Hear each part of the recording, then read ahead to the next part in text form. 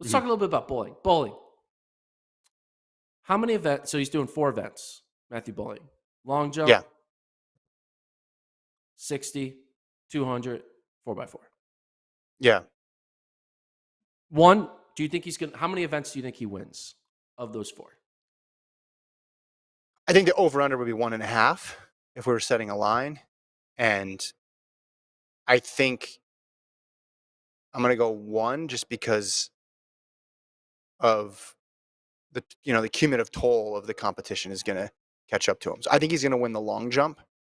I also think he could win the 200, but it's tough with the schedule. I'm most confident that he would win the 200 of the 4 events. And then I also do think he's going to win the long jump. So I'm going to go over that 1.5 over under. I think he wins 2 events. I think he wins the long. I think he wins the 200. I think he makes the final in the 60, but finishes like 5th. So doesn't score much in the 60. And I think their 4x4, if they're in it, they're going to finish in the top 5, I think, which will be hopefully enough. I mean, they're not going to win the 4x4. He's not going to win the 60. He's not a good 60 runner yet. He almost won the 60. Was it the SEC like virtual tie they had? And that 60 was kind of wild. But yeah, I think it's going to be the bowling show. I think bowling will be, it's going to be weird. Bowling will be the athlete of the meet if they win. And if he doesn't win, the athlete of the meet is going to be Randolph Ross because he's going to break the world record. But yeah, bowling. It's going to be all bowling. So here's bowling's schedule for the weekend. Friday, 4:15. Actually, 4 o'clock on Friday. Let me start that over. Here's bowling schedule. 4 p.m. Friday, long jump, prelim/final. 4:15. So in the middle of that, he's got his 60-meter semifinal. At 5:25 p.m., he has his 200-meter semifinal. Then the next day, Saturday, if he makes it to the 60 final, let's just assume he makes the finals and everything, 4:10 in the 60, 40 minutes later in the 200, and then 30 minutes after that in the 4x4.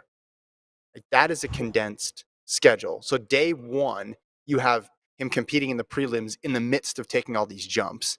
And then day 2, you have between 4:10 and 5:20 him going 60, 200, and a 400. Again, they've prepped for this, so he's going to be able to handle the workload. But at a meet of this caliber, that him versus someone fresh or fresher in those events, that can be the difference. What do you think is harder? Doing a 60, 200, 4x4 in a 2-hour span? Because that's what he's going to be doing. Or doing a mile 3K in a 2-hour span?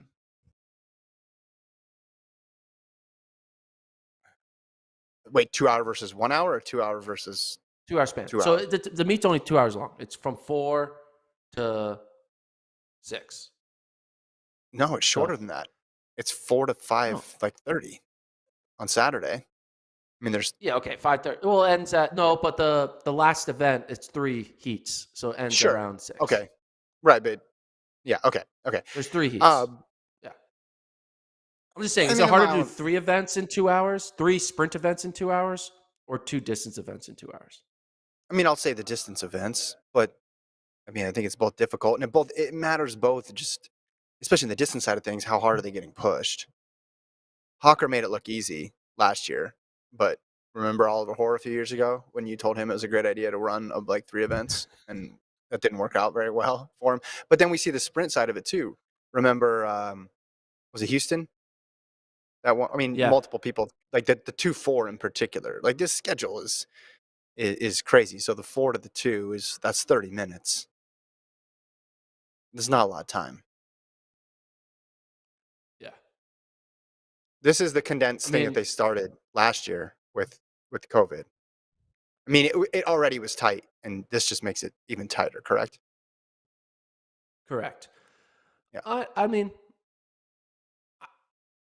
I can't pretend to understand how much energy gets taken out of you when doing a 60-meter dash. your Mhm. brain wants to tell you, "Oh, you're fine. You only went 60 meters. Like, Yeah. you'll be fine. Like, just take like a 10-minute break and you'll be ready to go." And then, like, but they are putting their bodies through like an extreme amount of force, an extreme amount of energy boost, even though it's only for 6 seconds. It is a lot. Yeah. And the question is, can you refill your booster by the time you get to your 200? Now, obviously, I think Yeah. Bowling's gonna be fine. He's one of the best in the country, so it's not like he's me out there trying to run a 60 and a 200. It's a world class athlete, but you want to I know if think also that 60 prelim, the 60 final is going to take away from his 200 final, and instead of winning, he gets third, and then all of a sudden Georgia's team title chances start plummeting. I'll say this. It's easier to mimic in practice all out 60, all out 200, all out 400 with rest in between than it is to mimic all out mile, all out 3K in a workout. Yeah, well, that's true. So that's a 100%. more familiar feeling for the athletes. All right, what else are you interested in seeing at this meet? You go first. Okay, I will go first.